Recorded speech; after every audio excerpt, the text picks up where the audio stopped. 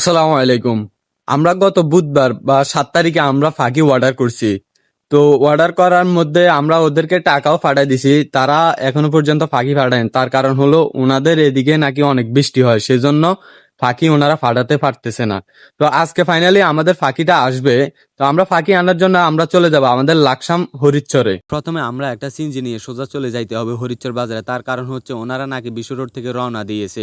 বিশ্ব রোড থেকে হরিচ্চর বাজারে আসতে ওনাদের নাকি 30 থেকে 35 মিনিট লাগতে পারে। এদিকে আমাদের গ্রাম থেকে হরিচ্চর বাজারে যাইতে প্রায় 30 থেকে 40 মিনিট লাগতে পারে।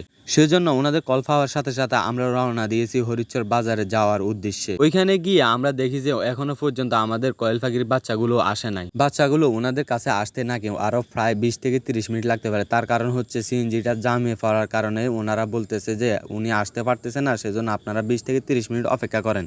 তো আর কি করার আছে, অপেক্ষা করা ছাড়া তো আর কোনো উপায় নেই। সেজন্য আমি অপেক্ষা করতেছি। আর পাশাপাশি ওনাদের দোকানে দেখতেছি যে অনেক রকম পশু পাখি আছে, যেমন বিদেশি বিড়াল, খরগোশ, বিদেশি কুকুর, তার পাশাপাশি অনেক বড় বড় কবুতর আছে। প্রায় 8 থেকে 10 রকম মোরগ আছে ওনাদের কাছে। এই দোকানটা লোকেশন হচ্ছে হরিচ্চর বাজার চৌরাস্তা। নোমান ভাইয়ের দোকান বলে অনেকেই দেখাই দিবে এই দোকানটি। ওনার দোকানে এগুলো দেখতে দেখতে দেখতেছি যে আমাদের কয়েল পাখির গাড়িটি এখন চলে এসেছে।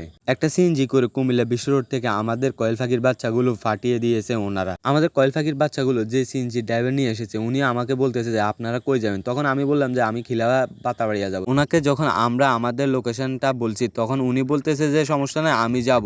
এরপর ওনাকে নিয়ে আমাদের গ্রামের উদ্দেশ্যে রওনা হলাম। গাড়িতে ওঠার পর আমি ড্রাইভারকে শুধু বলতেছিলাম যে ভাই একটু গাড়িটা তাড়াতাড়ি চালালে আমাদের জন্য ভালো হবে। তার কারণ হচ্ছে আমাদের পাখিগুলোর প্রচুর পরিমাণ সমস্যা হচ্ছে। খাঁচার মধ্যে প্রায় দেখতেছি যে অনেক পাখি মারা গেছে। পাখির বাচ্চাগুলো মারা যাওয়ার কারণ হচ্ছে যেহেতু জায়গা জায়গা বৃষ্টি হচ্ছে, সেজন্য বাচ্চার গাড়িটা জায়গা জায়গায় দাঁড়ানোর কারণে অনেক বেশি সময় লাগছে।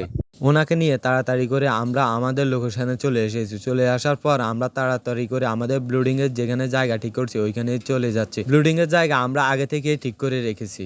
আমরা ফাঁকি আনার আগে আমরা ব্লুডিং এর যে বাতিটা আছে এটা জ্বালিয়ে রেখেছি। তার কারণ হচ্ছে যে জায়গাটা ব্লুডিং হবে এই জায়গাটা আগে থেকে গরম থাকলে বাচ্চার পরে কোনো ক্ষতি হয় না। আমরা যখন আমাদের কয়েল পাখিগুলো খাঁচা থেকে ব্লুডিং এ ছাড়ছি তখন দেখতেছি যে খাঁচার মধ্যে অনেকগুলো বাচ্চা মরে আছে, প্রায় 1 থেকে 150টা। ডেলিভারি করতে অনেক সময় লাগার কারণে আমাদের অনেক বাচ্চা মারা গেছে। আমাদের ভিডিও ছিল আজকে এ পর্যন্ত।